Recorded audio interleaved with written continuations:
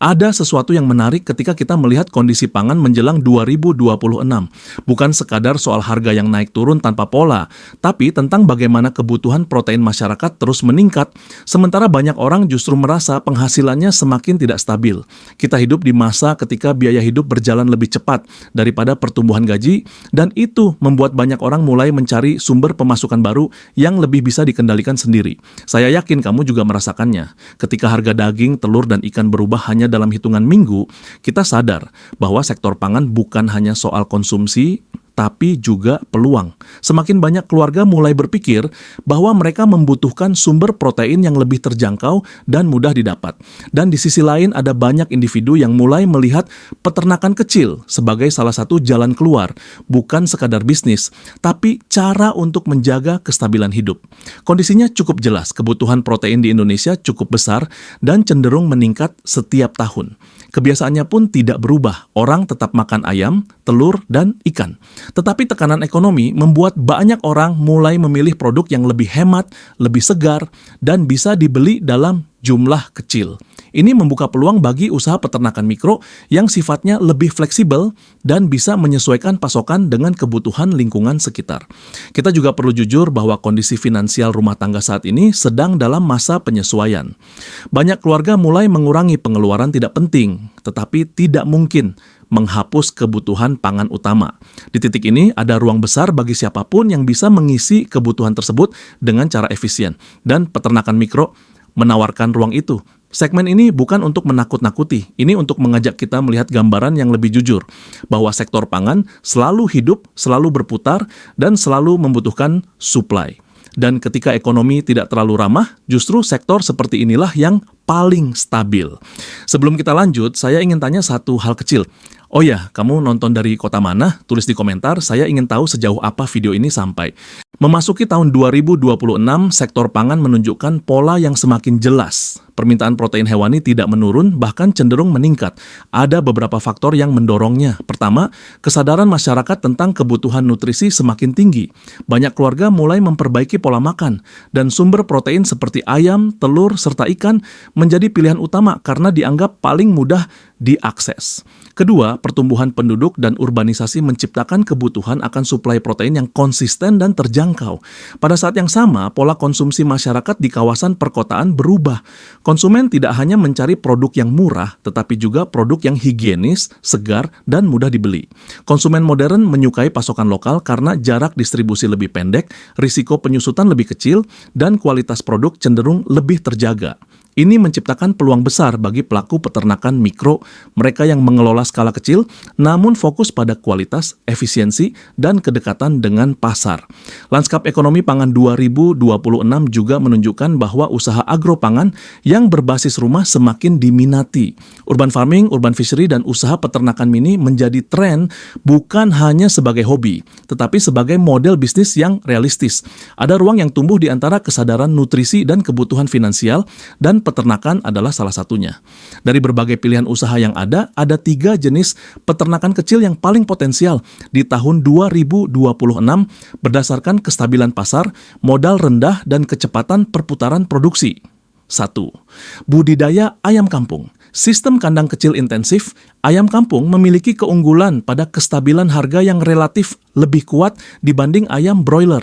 Konsumen menganggap kualitas dagingnya lebih baik, lebih gurih, dan lebih sehat. Pasarnya cenderung tetap baik untuk rumah tangga, warung makan, maupun pedagang pasar tradisional. Sistem kandang kecil intensif memungkinkan produksi di lahan terbatas. Biaya pakan lebih rendah dibanding ayam broiler karena ayam kampung lebih tahan terhadap variasi lingkungan. Siklus panennya memang sedikit lebih lama, tetapi nilai jualnya menutup selisih waktu tersebut. Ini membuat bisnis ayam kampung menjadi salah satu peluang paling stabil untuk 2026. 2. Ternak lele bioflok skala rumahan. Teknologi bioflok mengalami kenaikan popularitas yang signifikan dalam beberapa tahun terakhir. Sistem ini memungkinkan produksi ikan dalam kepadatan tinggi tanpa membutuhkan lahan luas. Lele menjadi pilihan utama karena tahan penyakit, cepat panen, dan konsumsinya sangat tinggi di berbagai tingkat masyarakat. Pada 2026, komoditas lele diprediksi tetap menjadi protein paling banyak dikonsumsi di sektor makanan, rumahan, dan warung makan. Bioflok menjadi solusi efisien, hemat air, biaya pakan terkendali, dan masa panen cepat. Perputaran modalnya cepat, cocok untuk usaha kecil yang ingin arus kas stabil. 3. Budidaya puyuh petelur hemat. Lahan puyuh adalah salah satu ternak dengan efisiensi produksi tertinggi. Dalam ruang yang sangat kecil, produksi telur bisa berlangsung setiap hari. Pasar telur puyuh stabil karena digunakan di banyak industri makanan, jajanan pasar, dan rumah makan. Keunggulan utama puyuh adalah siklus produksi cepat, jumlah telur per ekor tinggi, dan biaya pakan relatif rendah. Ini membuat budidaya puyuh menjadi peluang yang sangat ramah terhadap pemula dan pemilik modal terbatas. Ketiga bisnis ini memiliki karakter yang berbeda, tetapi semuanya didukung oleh tren ekonomi yang sama, kebutuhan protein yang terus naik, preferensi konsumen terhadap suplai lokal, dan pergeseran menuju usaha kecil yang cepat menghasilkan. Tahun 2025 memberi kita ruang untuk melihat peluang secara lebih matang sebelum tren besar 2026 benar-benar bergerak. Banyak indikator ekonomi pangan menunjukkan bahwa kebutuhan protein hewani akan meningkat pada tahun berikutnya. Jadi memahami 3 model peternakan mikro sejak sekarang membuat kamu lebih siap ketika momentum itu datang. Setiap jenis peternakan ini bisa dilihat seperti cahaya kecil yang masih redup di 2025, tetapi siap menjadi sumber energi stabil di 2026 jika disiapkan dengan benar. Mari kita bahas ketiganya lebih dalam, menggunakan 4 aspek: analisis pasar, modal, skill, dan operasional harian. Fokusnya apa yang bisa kamu siapkan di 2025 agar siap memanen peluang di 2026. 1. Ayam kampung sistem kandang kecil intensif. Analisis pasar. Menjelang 2026, permintaan ayam kampung diprediksi tetap stabil hingga naik pada 2026. Konsumen semakin sadar pada kualitas nutrisi dan rasa. Pola konsumsi 2025 menunjukkan kecenderungan memilih produk yang dianggap lebih natural. Ini menandakan bahwa suplai ayam kampung akan tetap dibutuhkan, terutama dari sumber lokal yang distribusinya lebih pendek dan lebih segar. Modal awal 2025. Untuk memulai persiapan tahun ini, kamu hanya butuh kandang kecil 20-40 ekor dan perlengkapan standar, tempat pakan, minum, pencahayaan, dan ruang dengan ventilasi memadai. Modal di 2025 bersifat pondasi, agar pada awal 2026 kamu bisa memperbesar skala tanpa harus memulai dari nol. Skill teknis dasar. Skill utama yang perlu dikuasai sebelum masuk 2026 adalah pola pakan harian, manajemen kebersihan kandang, pengenalan tanda stres dan penyakit ringan. Ayam kampung lebih adaptif sehingga cocok untuk pemula yang sedang mempersiapkan ritme kerja sejak sekarang. Operasional harian rutinitas 2025 bisa dijadikan latihan ritme. Memberi pakan 2 kali, mengontrol air minum, memastikan kandang bersih, dan mengamati kondisi unggas. Siklus panen 70-90 hari, sehingga jika kamu mulai di 2025, kamu sudah punya pengalaman praktis yang matang ketika memasuki 2026. Visualisasinya seperti cahaya kecil yang dilatih agar menyala lebih stabil saat tahun baru datang. 2. Lele Biofloc skala rumahan analisis pasar. Menjelang 2026, lele tetap menjadi komoditas protein paling stabil dan terjangkau. Tren 2025 menunjukkan pasokan lokal masih menjadi tulang punggung suplai untuk pecel lele, warung makan, dan catering. Dengan efisiensi dan stabilitas harga, 2026 diprediksi menjadi tahun di mana permintaan lokal semakin membutuhkan suplai yang lebih terstruktur. Biofloc memberi fleksibilitas untuk memenuhi kebutuhan itu.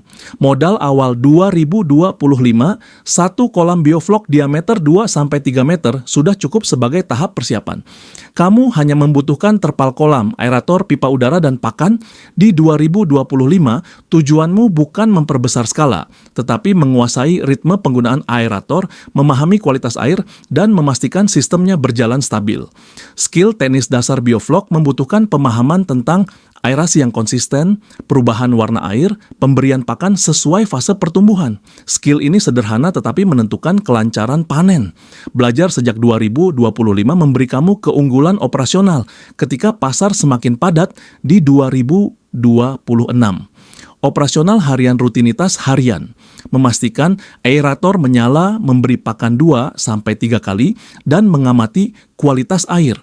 Masa panen 60-90 hari memungkinkan kamu menjalankan 1-2 siklus di 2025 sebagai latihan sebelum memperbesar skala di 2026.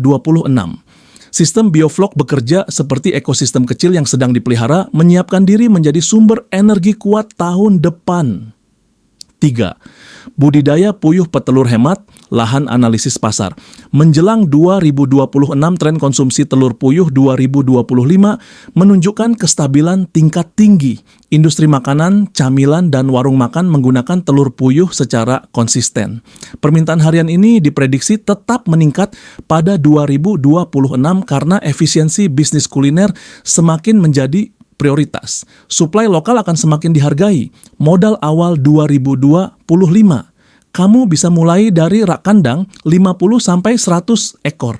Ruang yang dibutuhkan kecil sehingga mudah dimulai bahkan sekarang. Peralatan sederhana, kandang bersusun, lampu, tempat pakan, dan wadah telur. Tahun 2025 menjadi fase membangun mesin produksi harian yang akan stabil di 2026. Skill teknis dasar. Skill inti yang perlu dikuasai sebelum tahun depan. Pemberian pakan bernutrisi, pengelolaan lampu dan pencahayaan, pengendalian bau kandang. Skill ini mudah dipelajari lewat praktik. Jika ritme terbentuk di 2025, maka potensi skalanya di 2026 menjadi jauh lebih besar. Operasional harian rutinitasnya solid, memberi pakan sehari sekali, menyediakan air bersih, mengumpulkan telur, dan menjaga kebersihan alas. Puyuh mulai produktif di usia 40-45 hari. Ini berarti jika kamu mulai 2025, kamu sudah merasakan aliran pemasukan harian sebelum 2026, memberi gambaran jelas sebelum memperbesar skala. Ritmenya seperti denyut kecil yang akan semakin stabil tahun depan. Memahami dan memulai skala kecil di 2025 membuat kamu tidak hanya siap, tapi unggul ketika peluang besar peternakan mikro melonjak di 2026. Ketiga usaha ini bergerak berdasarkan prinsip yang sama. Energi kecil yang dikelola benar akan berubah menjadi sumber cahaya stabil. Untuk menjadikan peternakan mikro sebagai mesin uang di 2026, tahun 2025 adalah masa fondasi. Segala aktivitas, keputusan, dan persiapan yang kamu lakukan tahun ini akan menentukan stabil atau tidaknya usaha kamu pada tahun depan. Karena itu, strategi yang kamu gunakan harus jelas, terukur, dan selaras dengan kondisi hidupmu sendiri. Tidak ada model yang cocok untuk semua orang. Yang ada adalah cara memilih jenis ternak yang paling tepat untuk ritme hidup, modal, dan kapasitas mentalmu. Berikut adalah panduan langkah demi langkah yang bisa kamu gunakan untuk membangun pondasi yang kuat di 2025 agar siap memanen peluang lebih besar di 2026. 1. Cara memilih jenis ternak berdasarkan ritme hidup dan modal. Pilih jenis ternak yang ritmenya sesuai dengan jadwal harianmu. Jika kamu hanya punya waktu 20-30 menit per hari, puyuh petelur lebih cocok. Rutinitasnya sederhana dan produktivitasnya harian. Jika kamu ingin hasil cepat dan siap memantau pembesaran intensif, lele bioflok adalah pilihan yang ideal. Jika kamu ingin usaha yang stabil, tidak terlalu teknis, dan pasarnya luas, ayam kampung paling seimbang. Perhatikan juga modal kecil dan ruang sempit, puyuh atau bioflok skala kecil. Modal sedikit lebih besar dan punya lahan belakang, ayam kampung. Pilih yang paling ringan untuk kamu jalankan setiap hari. Bisnis peternakan itu bukan soal besar atau kecilnya modal, tapi soal bisa dijalankan dengan konsisten atau tidak. 2. Rencana finansial 1 halaman. Gunakan 1 lembar kertas atau 1 file di HP untuk membuat one-page financial plan. Formatnya sederhana, terdiri dari 4 bagian. A. Biaya tetap bulanan. Listrik, air, lampu, pemanas aerator untuk bioflok. B. Biaya variabel, pakan, vitamin, perawatan kandang anak ternak, benih baru C. Estimasi penjualan 2026. Tulis estimasi berdasarkan riset sederhana, misalnya permintaan ayam kampung per minggu di sekitar rumah, warung makan yang butuh suplai harian, jumlah telur puyuh yang bisa dijual per hari. D. Titik impas, break even. Hitung kapan modal awal kembali, tidak perlu rumit, tulis saja. Jika penjualan per minggu sekian, modal kembali dalam minggu. Format 1 halaman ini membuat kamu tidak tenggelam dalam angka. Fokusnya adalah kejelasan aliran uang, bukan rumitnya laporan keuangan. 3. Riset pasar 10-20 menit. Risetnya tidak perlu rumit, cukup lakukan 3 langkah ini. 1. Cek 5-10 warung makan terdekat, lihat apakah mereka menggunakan ayam kampung, lele, atau telur puyuh. 2. Cek harga harian di pasar lokal. Catat kisaran harganya. 3. Tanya satu pedagang, apa komoditas yang paling sering habis lebih cepat? Waktu 10-20 menit sudah cukup memberi gambaran realistis tentang peluang paling mudah dimasuki. 4. Membuat MVP minimum viable product peternakan. Sebelum masuk 2026, jangan langsung besar. Buat dulu versi paling kecil dari bisnis yang ingin kamu jalankan. Contoh MVP, 1 kolam bioflok kecil 1 rak puyuh, 50 ekor 20-30 ayam kampung. Tujuannya adalah mendapatkan ritme operasional, bukan mencari cuan besar dulu. MVP memberi kamu pemahaman nyata tentang kebutuhan pakan, jadwal perawatan, potensi pasar terdekat, dan kapasitas kerja yang realistis. Ketika 2026 datang, kamu tinggal memperbesar skala berdasarkan data nyata dari pengalamanmu sendiri. 5. Manajemen kebocoran modal. Kebocoran modal adalah alasan paling umum bisnis peternakan kecil gagal. Fokuskan perhatianmu pada 5 titik berikut. Pakan. Gunakan pakan berkualitas yang sesuai fase. Jangan berlebihan memberi pakan. Penyakit, kebersihan kandang dan air adalah kunci. Peralatan, beli hanya yang penting. Jangan tergoda alat mahal. Kematian ternak, lakukan pengecekan harian. Ketika ada tanda stres, pisahkan. Limbah, kelola dengan baik agar tidak menjadi sumber penyakit atau bau. Semakin kecil kebocoran, semakin besar margin keuntunganmu di 2026.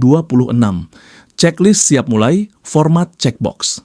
Saya sudah memilih jenis ternak yang paling sesuai ritme hidup saya.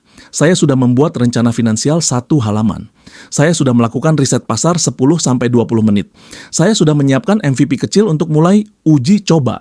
Saya sudah memahami dasar pakan, kebersihan, dan manajemen risiko. Saya siap membangun momentum menuju 2026. Saat persiapan dilakukan secara bertahap seperti ini, bisnis peternakan mikro tidak terasa mengintimidasi. Ia menjadi langkah kecil yang terukur seperti pagi yang perlahan terang. Dan di tahun 2026, langkah kecil ini bisa berubah menjadi sumber stabilitas finansial. Ada momen-momen tertentu dalam hidup ketika kita berhenti sejenak, lalu menyadari bahwa banyak keputusan finansial yang kita buat bukan karena benar, tetapi karena terbiasa.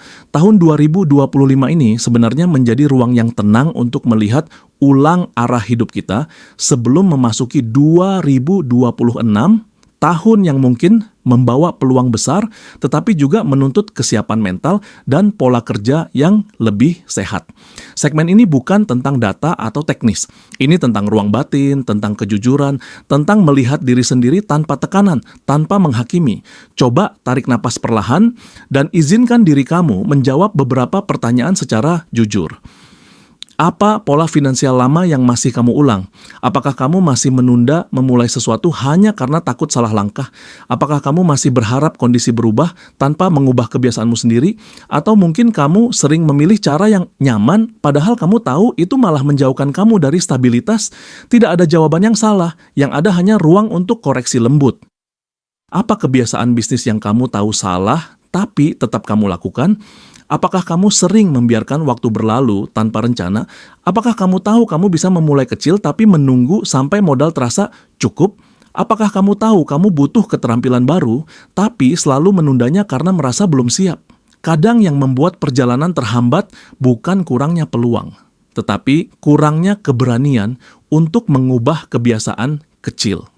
Bisnis peternakan kecil apa yang sebenarnya bisa kamu mulai, tapi selama ini kamu abaikan? Mungkin kamu sudah lama tahu peluangnya ada. Mungkin kamu sudah sering melihat pasar lokal kekurangan pasokan. Mungkin kamu sudah tahu peternakan mikro tidak membutuhkan lahan besar, hanya konsistensi dan kesiapan mental. Pertanyaannya sederhana, kenapa kamu belum mulai? Jawabannya tidak harus keras. Cukup jujur. Langkah kecil apa yang bisa kamu lakukan sebelum 2026 datang? Bukan langkah besar, bukan keputusan besar. Cukup 1 langkah kecil yang realistis dan bisa dilakukan minggu ini. Mungkin langkah itu adalah membeli 1 rak puyuh kecil. Mungkin menyiapkan kolam bioflok mini. Mungkin mulai mencari pemasok ayam kampung. Mungkin hanya membuat rencana finansial 1 halaman. Atau mungkin sesederhana mengakui bahwa kamu siap memulai dari skala paling kecil.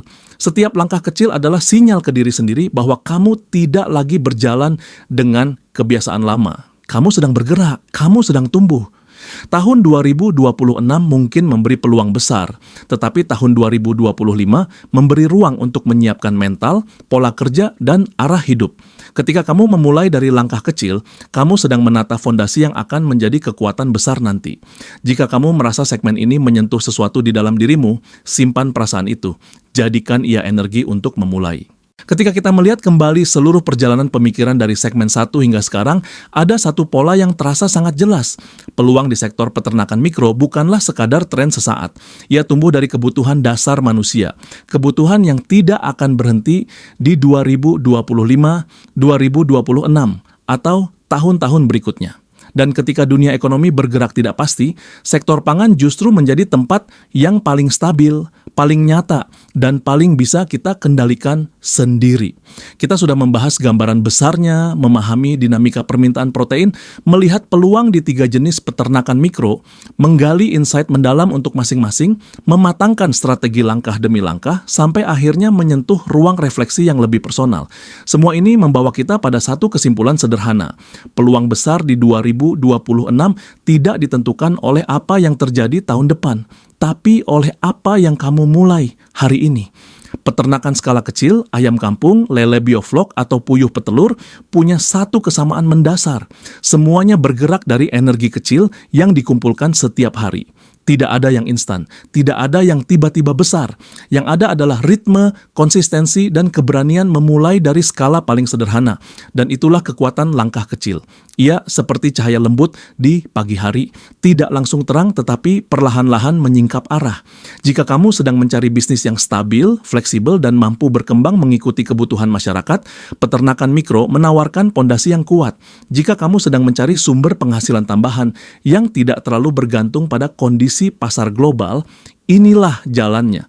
Dan jika kamu ingin masuk ke tahun 2026 dengan identitas finansial yang lebih kokoh, langkah kecil hari ini bisa menjadi titik balik.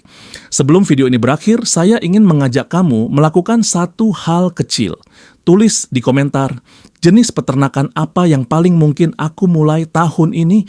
Komentar itu bukan hanya untuk interaksi, tetapi juga sebagai deklarasi kecil kepada diri sendiri. Sebuah komitmen lembut untuk mulai bergerak. Dan kalau kamu merasa video seperti ini bermanfaat, jangan lupa like, share, dan subscribe supaya kita bisa terus belajar bersama tentang keuangan, mindset, produktivitas, dan keseimbangan hidup. Terima kasih sudah menemani sampai akhir.